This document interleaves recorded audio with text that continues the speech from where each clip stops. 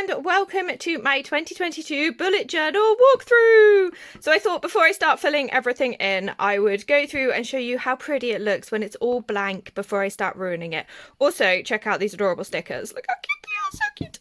Okay, right. So I am using, as always, same notebook as always, which are these Leuchtturm 1917s. I've got a pink one. It was actually a Christmas present last year.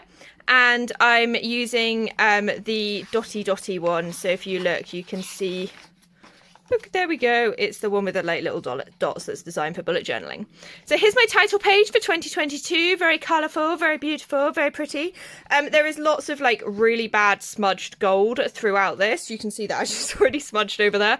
I apologise. But anyway. Right, okay, so page 1 after the title page, we've got our savings log. Lots of different things to save for, because there are loads of different things to save for. You're not just saving for one thing, and little bits so we can fill it in and colour through. Then we have one of our reference pages. So we have moon phase calendar, which is nice and pretty. Then we have 2 pages of pockets. I haven't got my little laminated guides in here yet, but this is where I can pop them in. So we've got a nice big pocket, and then we've got some smaller pockets here that probably aren't going to have much in, but I'll probably put some like paper clips and things like that in there. Very, very pink, very sparkly. I love this sticker. The sticker is so cute. Right, then we've got things I've learned, so like key things that I've learned, whether those are academic or, I don't know, like spiritual or developmental, whatever it is. I've got some little spots that I can like draw pictures or write words or quotes or whatever in there. Home remodelling. So one of the big goals for this year is to kind of like actually sort our house out. So each of the rooms has got a little checklist of different things that 100% need doing. There's a sort of floor plan, but it's not the best floor plan in the world. And then the idea is that like once it's done, I will colour it in so that I know that that room is done. Okay, then we've got weather tracker, so a nice colour-coded weather tracker. I'm really, really happy with like the title here. It looks absolutely pretty. So obviously I haven't started filling it in, but we'll start colouring it in, and it is raining, so this is going to be very blue. Then we've got our clean house tracker. I have been using this like since I started bullet journaling. I've always had this page. I absolutely love it. I modify it every single year and sort of change things around a bit. And as you can see, I actually messed up on these ones. So I had to stick some little pink, but it kind of looks quite well. Good. And then every week or month or whatever, we just cross it off. Weight tracker with my goal weight marked. I definitely need to lose some lockdown weight this year. That is not me saying, oh, let's lose weight. Well, losing weight is so important. That's a genuine, I think my horse is going to have a heart attack if I don't lose weight soon. But anyway.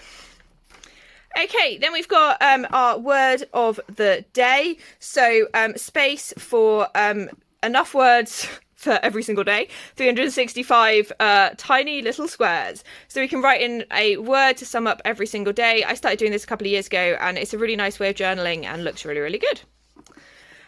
Bible tracker is kind of a bit weird this year because I'm not going to go for like the whole, I'm going to read every single Bible verse. So I decided that the little honeycomb squares could be an hour. So every time I've done an hour of Bible reading, I will like colour them in, and yeah, that'll work. Advent calendar for next December. The idea is that every day you draw a picture or maybe put a quote or whatever it is, pop that in, and then you've got like a sort of reverse advent calendar, which is quite fun. Some more reference pages. So we've got a Bloom's Taxonomy reference page. I know kind of a little bit of an outdated teaching idea, but I actually use it as like inspiration in lessons, trying to like think up different activities and things like that.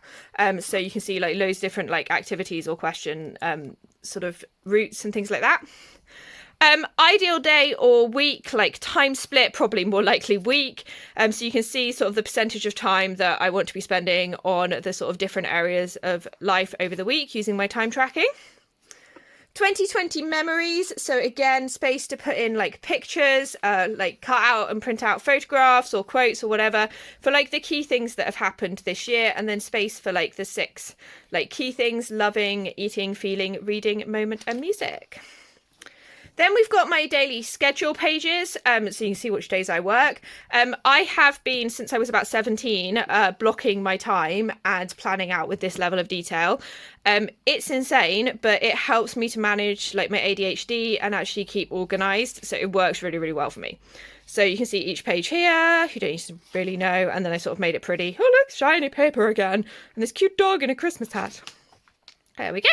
Another reference page, grid spacing reference pages. I used all these color dots. You can't really see them, but they look really pretty.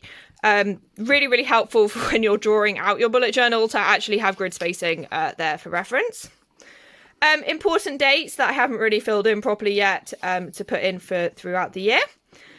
Clean house flowchart. So on my cleaning day, which is Saturday, I can go through and I can actually follow this flowchart to help me organize and make sure the house is nice and clean.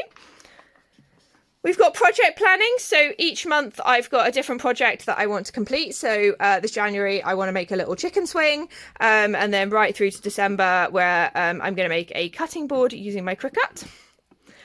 Christmas presents. Having spent way too much money this December and bankrupt myself, I decided I would spread out everyone's Christmas gifts throughout the year and buy different ones each month. So you can't really see it because it's in silver. But I've put like all the people that I need to buy Christmas gifts for and allocated them a month so that I can actually spread the spending out, which is incredibly sensible, and hopefully I'll stick to it. Some of my favourite Bible quotes are in here, just like a bit of jazzy. A nice sort of I am page, which is like really good for like positive affirmation, kind of reminding myself that, you know, that like I'm a good person and I'm not depressed and unhappy all the time. I've got another reference page. I like to use like the chakra sort of idea, although I'm sort of not Hindu or Buddhist. I still think this is really, really cool and really useful. 2022 goals. So I actually started my usual goal journal because I used to bullet journal in like lots of different separate journals. And I started it back in November and I did it. And I've got a beautiful goals page and I've got a beautiful reading tracker and stuff like that in there. And then I was like, actually, I'm just going to go back to one journal this year. So instead of rewriting them all out, I thought I'd do a picture to represent each one. So you can try and guess what my goals are for 2022 by using these cute little pictures. Another reference page, so some washi tape swatches. There's lots of different washi tapes there to sort of remind me of ones I've got. Obviously, I've got like millions more than this, but anyway.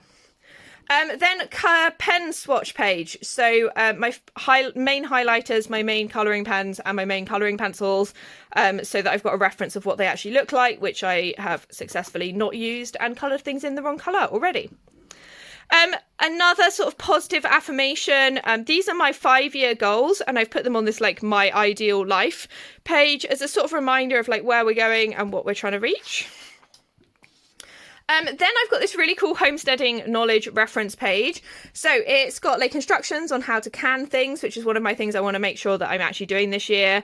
Things that you can regrow, how to make like basic zero waste cleaning things. So like how do I make a dish soap, things like that. Chicken instructions, although I've got ducks, not chickens, but hopefully bird flu will clear and I'll get some chickens. Some basic herbal first aid, anti-mosquito plants, which are also good for horseflies.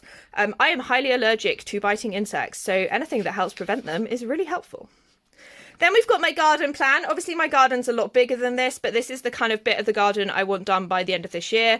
So all 10 of my beds, I have a more detailed plan about when everything's going to be planted. And then this bed at the moment is just full of this horrific invasive plant that is just horrible. So that's going to be completely cleared. And then I'm going to grow some herbs and things like that, a couple of pots. And again, this bed is going to be completely cleared. This is a really sort of dead area because our willow tree completely like covers this. So I'm actually going to sort of encourage the stinging nettles around here. And I'm also going to put my pumpkins in there this year because last year my pumpkins literally were like all over everything. So we're going to try and put them over here a bit more.